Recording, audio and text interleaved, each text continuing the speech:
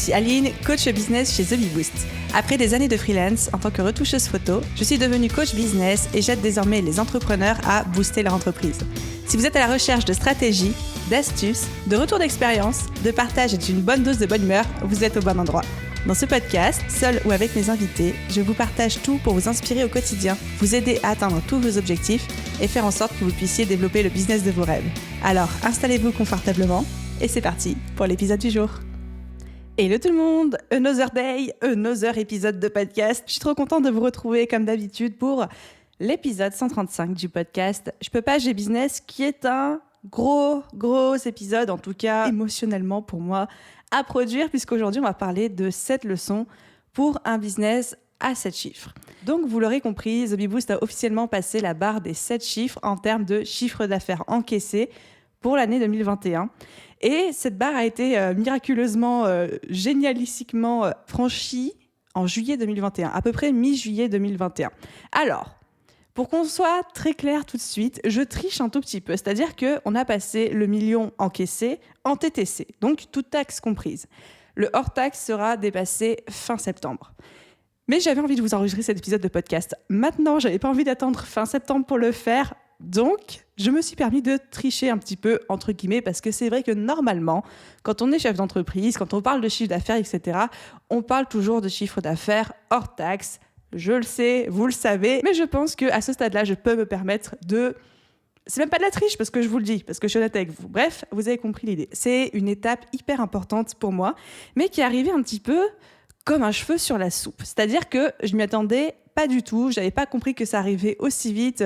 J'avais un œil en fait sur les dépenses, évidemment, je fais ma comptabilité tous les mois, je garde un œil sur ce qui arrive, mais j'avais pas compris que ça arriverait aussi vite.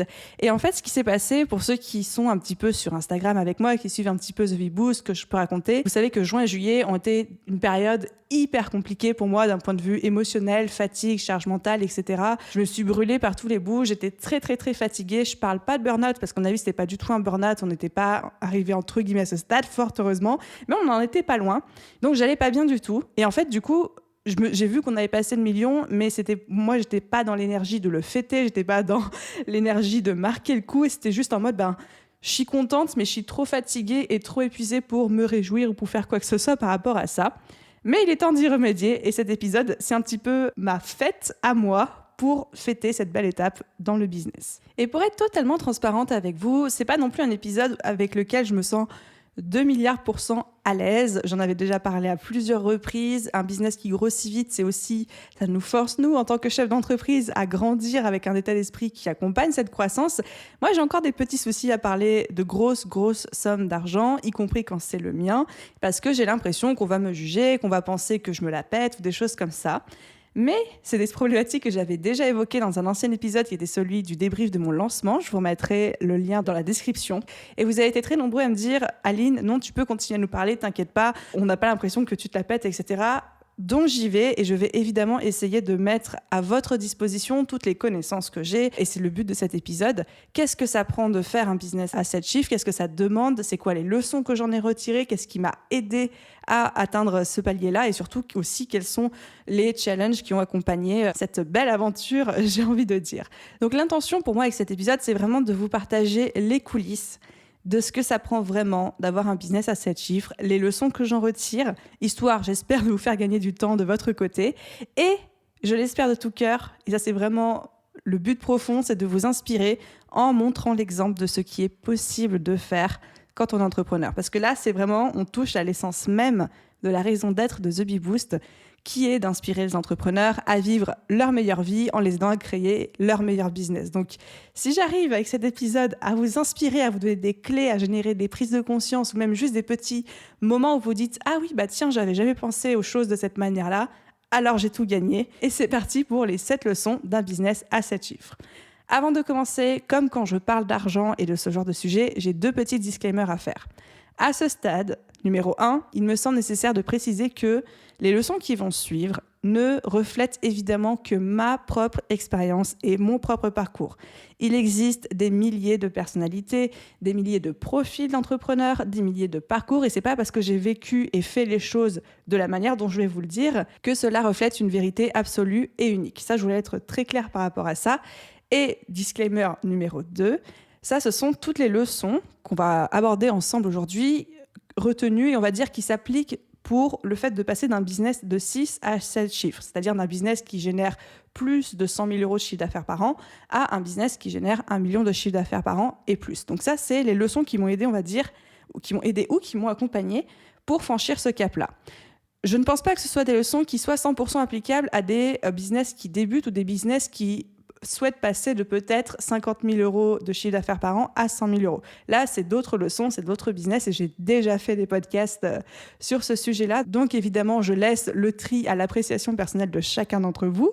J'espère que ça vous aidera à vous projeter dans tous les cas, mais je voulais quand même souligner ces 2 petits points avant d'entamer, parce qu'en fait, c'est important pour moi de ne pas peut-être en décourager certains ou de ne pas mettre votre focus sur les mauvaises priorités en fonction du stade auquel vous êtes. Maintenant que ça c'est fait, maintenant que je me sens apaisée vis-à-vis de tout ça, c'est parti pour ces fameuses 7 leçons apprises. Leçon numéro 1. Leçon numéro 1, la gestion efficace du temps devient un élément crucial non seulement de l'organisation, mais de la réussite et de la stratégie du business. C'est-à-dire que autant on sait que le temps c'est important, que la gestion du temps c'est important, que la productivité c'est important, mais c'est le cas pour tout le monde, entrepreneur, salarié, on n'a jamais assez de temps pour tout faire. Autant, quand on a un business qui génère 7 chiffres, la gestion du temps, ça fait partie de la stratégie de réussite de l'entreprise. Parce que à ce stade-là de développement, on a moins de temps pour tout.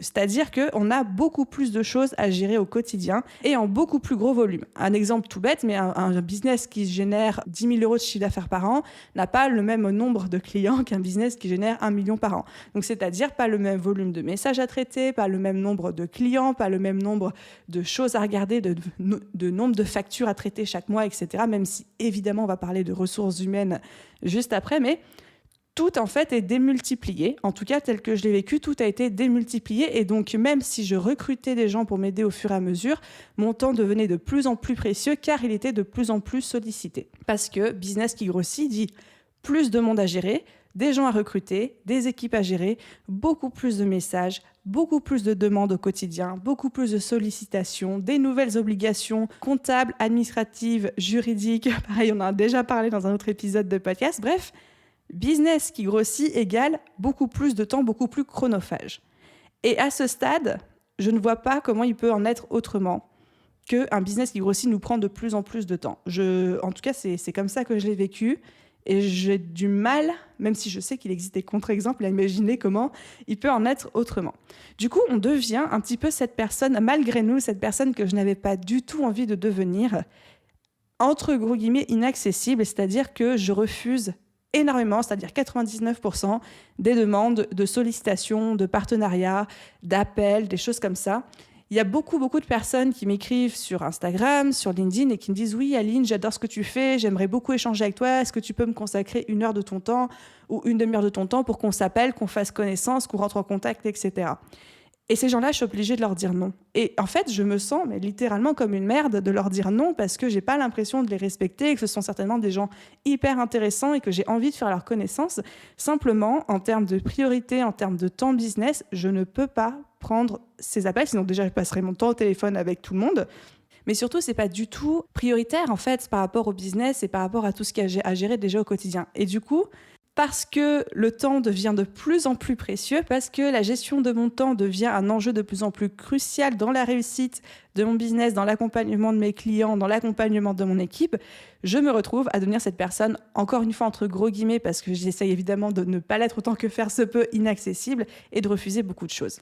Je deviens aussi une personne obsédée par la gestion et l'optimisation de mon temps, c'est-à-dire que autant j'ai toujours été quelqu'un de très organisé, de toujours très productif, etc., autant là, je suis devenue une machine de guerre, et surtout, je suis hyper attentive à où est-ce que je mets mon temps et à quoi je le dédie. Encore plus qu'avant. Là, il n'y a pas une minute qui n'est pas optimisée, dans le sens où ce à quoi j'emploie mon temps, en fait, devient une décision stratégique à part entière.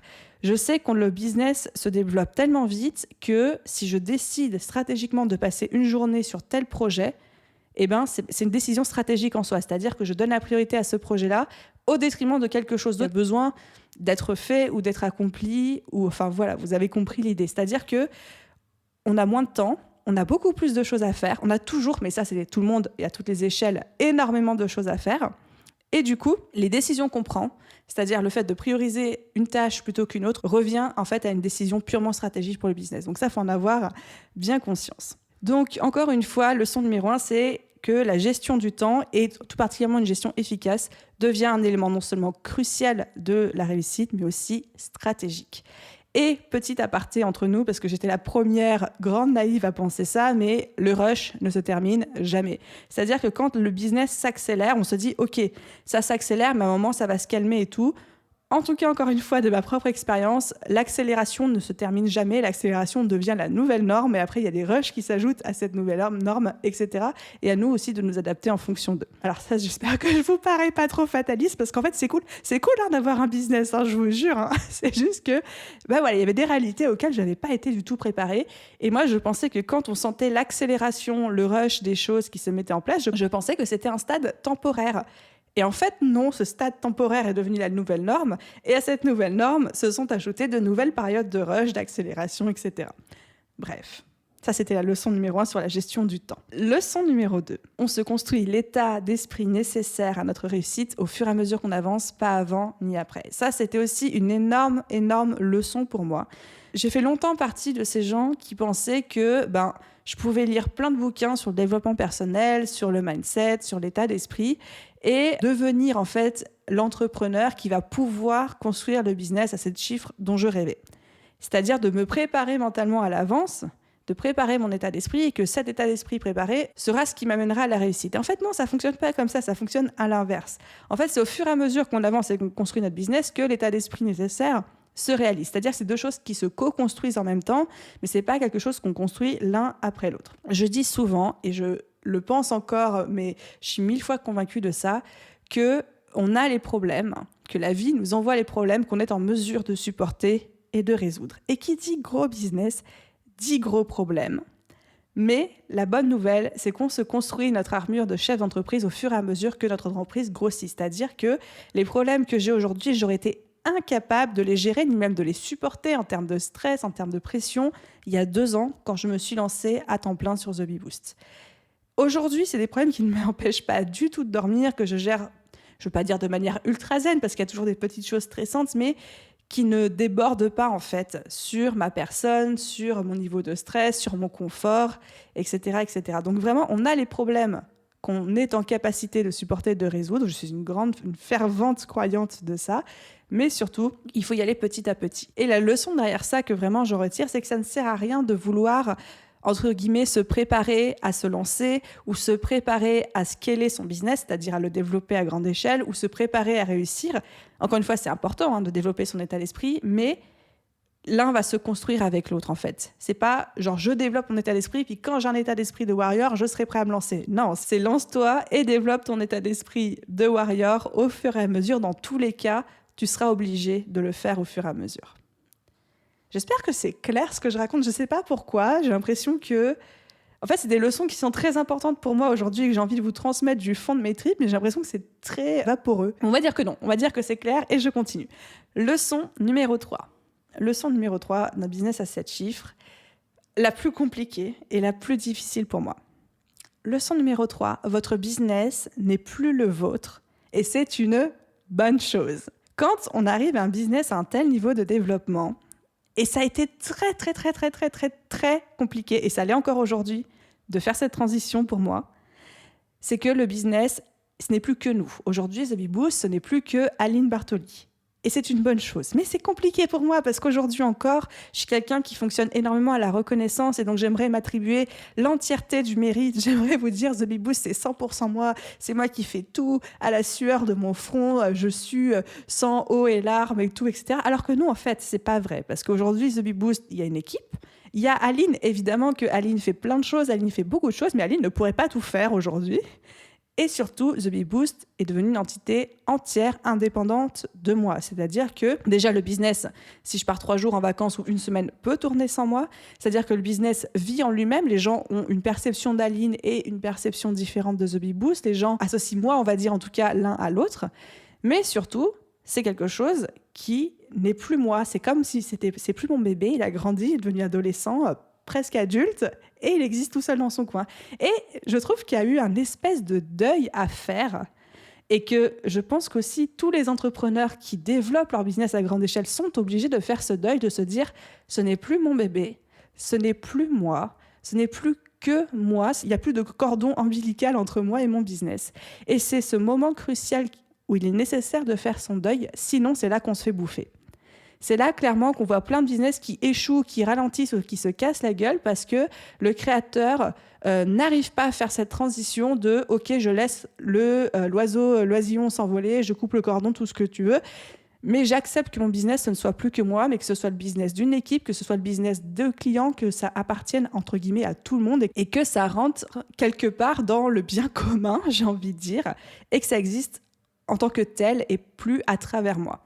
Et là, il y a vraiment un moment un petit peu crucial qui se joue. Et encore une fois, c'était un vrai challenge pour moi et ça l'est encore aujourd'hui, où je suis constamment partagée. Et là, je suis très, très honnête et vulnérable avec vous. Je suis constamment partagée entre l'envie de mettre mon équipe en avant, tout le temps, parce qu'ils font un travail formidable. Je sais que j'ai une équipe incroyable.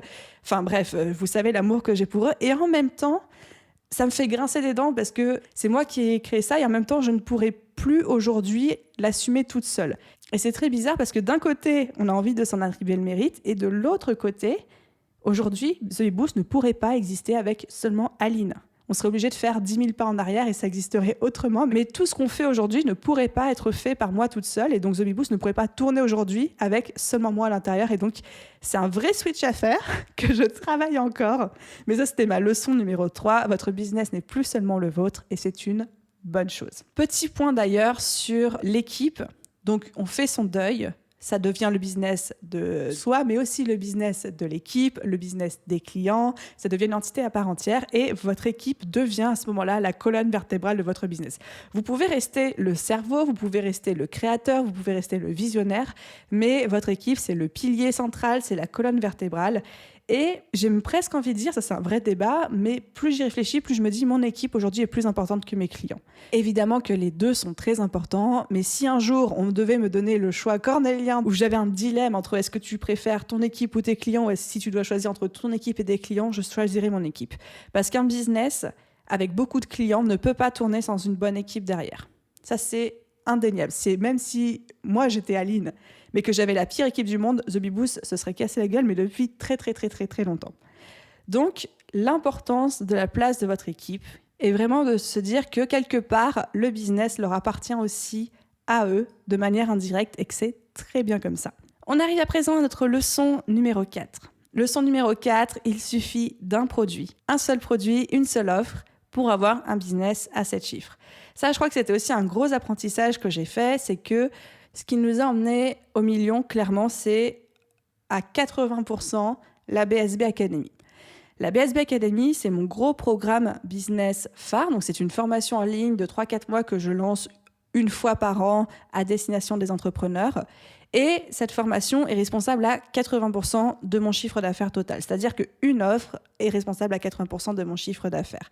Et la leçon que j'en retire, qui est, je pense aussi celle qu'ici tout le monde, chaque auditeur ici peut appliquer, c'est quand vous créez un produit à prix premium. On va pas se mentir, parce que la BSB Academy, en tout cas dans les anciennes versions, coûtait 1 500 €. C'est très compliqué d'atteindre le million quand on vend un produit à 47 €. Là, il faut en vendre beaucoup, mais là, on parle d'un programme à 1 500 €.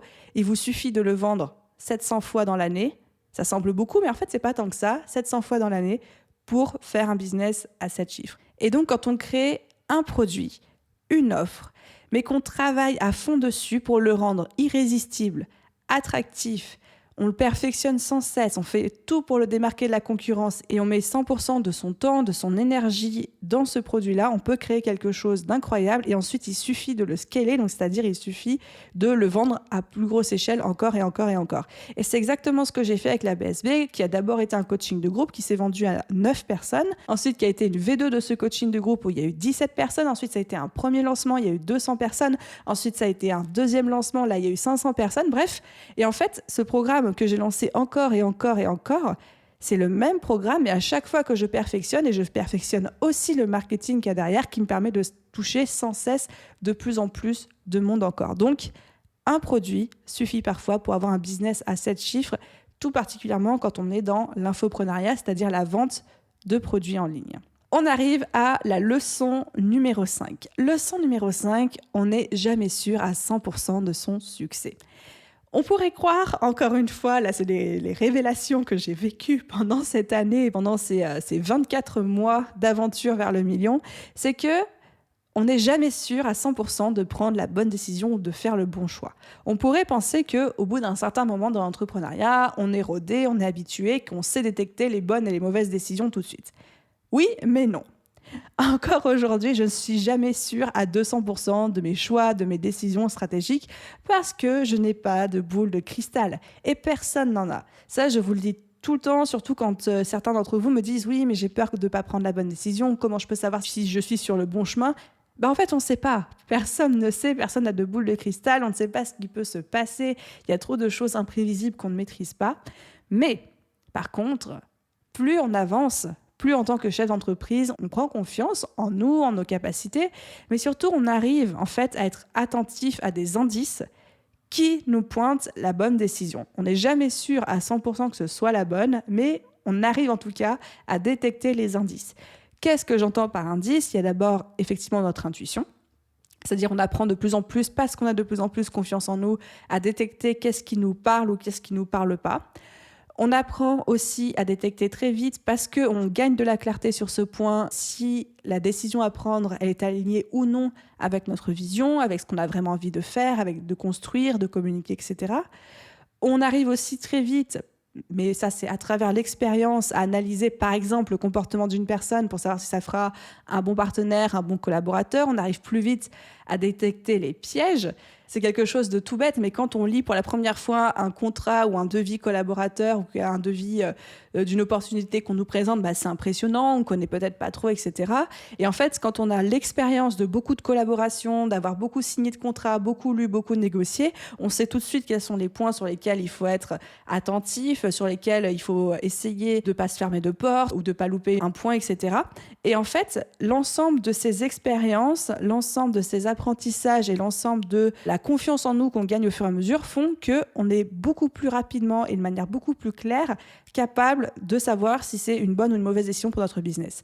Encore une fois, on n'est jamais sûr à 100%, mais moi j'observe vraiment le fait que très vite aujourd'hui, je me trompe encore évidemment, mais j'arrive beaucoup plus facilement qu'avant à prendre des décisions et souvent à prendre les bonnes décisions parce que je m'écoute plus et parce que je me fais plus confiance et aussi parce que j'ai beaucoup plus d'expérience dans plein de domaines et j'ai aussi fait plein d'erreurs, donc maintenant je sais les éviter. Donc ça, c'était pour la leçon numéro 5. On n'est jamais sûr à 100% de son succès. Mais ça nous amène à la leçon numéro 6, qui découle directement de celle-ci. Leçon numéro 6, un seul échec ou une seule mauvaise décision mettra rarement en péril votre entreprise. Et ça, c'est trop important. Et ça, c'est pour tout le monde qui m'écoute, quel que soit votre niveau en business. Un seul échec ou une seule mauvaise décision mettra rarement en péril votre entreprise. Ce qui met en péril votre entreprise, c'est l'accumulation d'échecs ou l'accumulation de mauvaises décisions. Et j'aimerais vraiment que vous entendiez ça parce que ça soulage énormément. Peut-être qu'aujourd'hui, vous êtes face à une décision et que vous ne savez pas quel choix faire, vous avez peur de prendre la mauvaise décision, de faire entre guillemets le mauvais choix. Et bien en fait, on s'en fout, juste allez-y. C'est pas parce que vous allez prendre une mauvaise décision ou faire un mauvais choix que vous allez ruiner votre business. C'est très rarement le cas. Même aujourd'hui, les entreprises qui mettent la clé sous la porte ou qui font banqueroute ou les choses comme ça, c'est rarement à cause d'une seule mauvaise décision ou d'un seul échec. Évidemment, je ne parle pas des circonstances extérieures comme par exemple le Covid qui amène certaines entreprises à fermer malgré elles. Par contre, les erreurs de gestion, les choses comme ça, c'est rarement une seule erreur de gestion qui cause la perte d'une entreprise. Généralement, c'est une accumulation. Donc, vous avez de la marge de manœuvre. Vous avez toute la liberté de vivre des échecs, de prendre des mauvaises décisions, de faire des mauvais choix et votre business va quand même s'en sortir.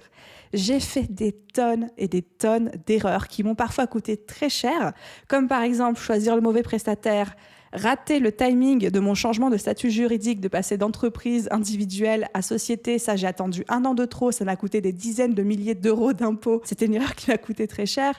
Le fait de prendre la mauvaise décision sur un logiciel dans le business qui finalement ne convient pas. Enfin, j'ai fait plein d'erreurs, des petites comme des grosses. J'ai pris des mauvaises décisions, certaines malgré moi, certaines en pensant prendre la bonne. En fait, il s'est avéré que ce n'était pas du tout la bonne. Et c'est OK. Et mon business est toujours là. Mon business se porte bien. Donc, mon message avec cette 6e leçon, c'est vraiment que vous avez de la marge de manœuvre. Vous pouvez faire plein de mauvaises décisions, vous pouvez faire plein de mauvais choix et votre business peut quand même réussir. Donc, leçon numéro 6, un seul échec ou une seule mauvaise décision mettra rarement, pour ne pas dire jamais, en péril votre entreprise. Et enfin les amis, on arrive à la 7e et dernière leçon de cet épisode, qui est l'importance de prendre des risques contrôlés. Ça, c'est un petit peu une opinion qui peut aller à contre-courant de ce qu'on entend. C'est-à-dire que je ne suis pas, je vous le confesse, aujourd'hui, en ce jour saint, sacré saint de l'an de grâce, je ne sais pas combien, mais je vous le confesse, je ne suis pas une guerrière aventurière qui prend d'énormes risques avec son business, des risques qui payent et qui génèrent des super résultats et qui après donnent lieu à des success stories que je pourrais aller raconter, je sais pas trop, absolument pas. Je prends des risques avec mon business, mais je prends toujours des risques contrôlé. C'est-à-dire qu'avec The Bee Boost, je ne joue jamais avec la sécurité de l'entreprise. Par exemple, je n'engage jamais de l'argent que je n'ai pas, je ne prends jamais de décisions trop disruptives. J'aime jouer, j'aime prendre des risques, mais toujours en gardant un pied dans ma zone de confort parce que je suis quelqu'un qui aime la zone de confort. Et parce qu'encore une fois, je ne joue pas la sécurité de mon entreprise sur une ou plusieurs décisions parce que j'ai une équipe à payer, j'ai des gens qui comptent sur moi. Moi non plus, je n'ai pas non plus envie de me mettre des bâtons dans les roues. Bref, j'aime le risque, mais j'aime surtout le risque contrôlé. Et je sais que la prise de risque, c'est une qualité qui est ultra mise en avant, encore plus chez les entrepreneurs à succès. C'est quelque chose qui est presque vénéré en fait comme qualité. Et des fois, je me questionne. Je me dis peut-être que si j'avais pris plus de risques, ou peut-être que si j'en prenais plus aujourd'hui, ou que je faisais les choses de manière plus drastique, ou que je fonçais plus, peut-être que mon entreprise, ou peut-être que The Bee Boost aujourd'hui aurait grandi 1000 fois plus, ou serait allé encore plus vite dans son développement, etc. Mais en fait, je pense que je me serais honnêtement pas sentie confortable avec ça. Et puis, sans vouloir vous mentir, la croissance qu'on a vécue cette année me convient déjà assez bien en termes de rapidité. Mais tout ça pour vous dire l'importance de prendre des risques. Oui, il en faut, c'est comme ça qu'on innove, c'est comme ça qu'on se démarque, c'est comme ça qu'on fait des bonds en avant, c'est comme ça qu'on accélère sa croissance, oui. Mais des risques contrôlés. Et un risque peut être contrôlé, c'est-à-dire que on peut prendre des risques, on peut prendre des décisions novatrices qui changent un petit peu, qui vont à l'encontre des recommandations, mais, et ça reste mon point de vue très personnel, jamais en mettant en jeu la sécurité de l'entreprise, et je parle tout spécialement de la sécurité financière, en fait, clairement. Je pourrais, par exemple, prendre des risques en mettant en jeu ma propre rémunération ou mon argent, etc., mais jamais la rémunération de mon équipe, ou jamais la trésorerie de la boîte, ou jamais quelque chose qui nous mettrait dans le rouge d'une manière ou d'une autre, pour ne parler que des risques financiers. Donc voilà un petit peu. Les amis, j'ai parlé extrêmement vite, mais on arrive à la fin de cet épisode de podcast. J'avais envie de faire un tout dernier point pour ceux qui m'ont écouté jusqu'ici, parce qu'on m'a posé la question, je la trouve très drôle et en même temps je la comprends, parce que moi aussi je me la pose quand je vois d'autres personnes, qui est de comment moi, Aline, je vis et je perçois cette fameuse étape du million et quelles sont les répercussions que ça a eu sur ma vie personnelle, parce que qui dit plus d'argent, est-ce que ça veut dire que d'un coup, je me suis acheté plein de sacs à main de luxe, une Tesla, et que j'ai déménagé 8 fois et que je vais aller habiter à Dubaï? C'est clairement les questions que je reçois tout le temps, donc je vais y répondre maintenant ici. Ça me fait beaucoup rire. Très honnêtement, c'est une étape très importante. Je me rends compte maintenant, je commence à avoir envie de le fêter, on va le fêter avec l'équipe, etc. Mais ça reste une étape dans ma tête et pas du tout une fin en soi. Je vois la croissance de The Bee Boost et le chiffre d'affaires, l'argent, comme un challenge. Et le but, c'est d'aller le plus loin possible. Et pour moi, en fait, ce million, c'est juste... Limite, c'est on a posé le pied sur la première marche de l'escalier. C'est ma manière de dire, OK les gars, on est là, The Bee Boost est dans le game, vous pouvez nous prendre au sérieux, mais c'est que le début pour moi. Je le perçois comme le début de l'aventure et pas du tout la fin de quelque chose. C'est juste une étape. Et je vois le fait de gagner de l'argent exactement de la même manière, c'est que c'est un challenge pour moi, c'est des barreaux d'échelle et le but du jeu, c'est vraiment un jeu en fait, c'est d'aller le plus loin possible en termes de rémunération, en termes de chiffre d'affaires, etc. Mais c'est pas quelque chose qui... Bon là, ça reste encore une fois ma vision hyper personnelle, je sais que l'argent c'est quelque chose qui appartient à chacun en termes de perception. Ça n'a rien changé en moi foncièrement, dans le sens où je suis persuadée déjà que l'argent ne fait que révéler qui on est vraiment. Donc, je suis pas quelqu'un qui est foncièrement, par exemple, une flambeuse ou qui est quelqu'un qui aime vivre dans l'énorme luxe ou quoi. Donc, en fait, ça n'a rien changé dans ma vie privée, on en parle juste après. Mais c'est surtout, je vois ça comme un jeu dans lequel il faut gagner le plus de points possible. Et en fait, c'est ça qui me met en joie, en fait. C'est juste le challenge de me dire jusqu'où est-ce que je vais pouvoir aller. Donc, pour parler d'un point de vue un petit peu plus personnel, de ce que ça a changé dans ma vie privée, moi, Aline Bartoli, dans ma vie quotidienne, etc. Déjà, on est très clair, vous le savez, mais je le redis, 1 million dans le business, surtout en TTC parce que je triche, ça ne veut certainement pas dire 1 million dans ma poche. Ça, on est bien d'accord. Aujourd'hui, on est en société, c'est-à-dire que je me verse un salaire tous les mois. Donc, c'est certainement pas un pourcentage de mes gains, c'est juste un salaire fixe. J'ai augmenté mon salaire. Ça, c'est un premier bénéfice d'avoir passé le million. C'est-à-dire qu'avant, je me versais un salaire de 2 000 à 2 500 euros par mois. Aujourd'hui, on est passé à 4 000, ce qui est un salaire extrêmement élevé en France. J'en ai vraiment conscience. J'ai beaucoup de gratitude autour de ça. Ça reste quand même un salaire de 4 000 euros sur un chiffre d'affaires énorme et un bénéfice énorme. Mais ce qui se passe dans ma tête, c'est que le bénéfice d'entreprise, c'est l'argent de l'entreprise, c'est pas le mien. Mon argent à moi, c'est mon salaire, c'est mes 4 000 euros par mois et c'est pas un centime de plus. Mais avec cet argent-là, effectivement, le fait d'avoir pu augmenter mon salaire, ça m'a apporté du confort en plus au quotidien. Donc ce que j'appelle confort, c'est par exemple, j'ai pu prendre une femme de ménage et me faire livrer des repas pour me soulager un petit peu de temps. On parlait tout à l'heure de gestion du temps. Plutôt que de passer mon temps à faire le ménage, j'ai décidé que mon temps avait plus de valeur à travailler sur des projets d'entreprise et donc que c'était même plus rentable pour moi de payer quelqu'un qui me faisait le ménage ou de payer un service qui me livrait mes repas plutôt que de le faire moi et que moi, ça me permettait de me consacrer à autre chose. Ou alors, encore aujourd'hui, j'ai pu upgrader, changer de salle de sport. Ça, c'était mon petit plaisir pour avoir une salle de sport beaucoup plus sympa. Évidemment, comme la majorité des Français, je n'y vais pas plus, mais ça, c'est un autre débat. Mais voilà, tout ça pour vous dire, en termes d'impact sur ma vie personnelle, le fait d'avoir franchi ce cap n'a pas changé foncièrement grand-chose dans ma vie, si ce n'est que ça me permet d'avoir beaucoup plus de confort sur plein de petites choses. Et je pense que ça restera comme ça par la suite. Mais bon, après, il ne faut jamais dire jamais. Peut-être que vous allez me retrouver à Dubaï dans 2 ans. Ceci est évidemment une blague. Donc voilà, les amis, un petit peu pour ces 7 leçons d'un business à 7 chiffres. Je vais pas vous mentir, à l'heure actuelle où j'enregistre cette conclusion, je me dis, j'ai l'impression d'avoir été tellement floue, tellement vaporeuse dans mes explications, etc., que j'espère que ça a été clair de votre côté. Mais c'était vraiment important pour moi, non seulement, de vous partager ces leçons-là, parce que j'ai le sentiment que ce ne sont pas des leçons qu'on entend de partout ou qu'on lit forcément tous les jours, et surtout de vous partager des choses que moi j'aurais aimé peut-être entendre il y a 1 an avant de franchir ce cap, parce que encore une fois il y a des leçons, comme par exemple le fait de faire le deuil de son business pour que ça devienne le business d'une équipe, le projet de tout le monde, le projet de client, mais de couper ce cordon ombilical, c'est quelque chose, personne ne me l'avait dit. J'étais pas préparée, ça a été très douloureux et c'est encore aujourd'hui un vrai challenge pour moi. Et du coup, je me dis peut-être que le fait de vous partager ce genre de choses, ce genre de prise de conscience, ça pourrait vous aider, vous, à votre tour, non seulement à passer cette étape, mais surtout le jour où vous affronterez ce challenge, parce que c'en est un, de vous dire « Ok, c'est normal, je ne suis pas tout seul à vivre ce genre de choses, il y a d'autres entrepreneurs qui l'ont vécu aussi, il y a rien qui cloche avec moi, entre gros guillemets. » Voilà, si cet épisode de podcast vous a plu, comme à l'habitude, n'hésitez pas à laisser une note et un commentaire sur votre plateforme d'écoute. Je serai aussi hyper heureuse de vous lire. Si vous avez des retours, des choses à me partager par rapport à cet épisode, envie de me faire un feedback dessus, me dire si j'ai été trop vaporeuse ou pas, vous pouvez m'écrire directement sur Instagram, @TheBeBoost. C'est là que j'aime échanger avec vous le plus au quotidien.